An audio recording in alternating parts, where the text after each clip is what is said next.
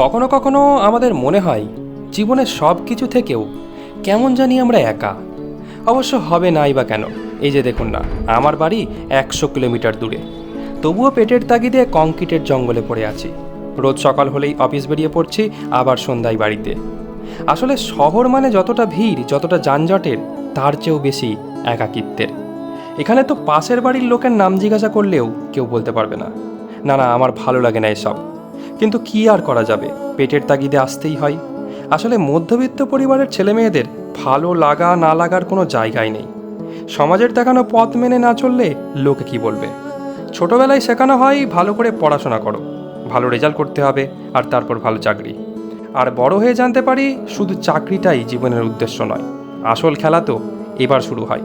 অফিসে বসের গালাগালি, বাড়িতে সংসারের চাপ, ছেলেমেয়ের ভবিষ্যতের চাপ, আবার নিজের ক্যারিয়ারের চাপ, আরও কত কিছু।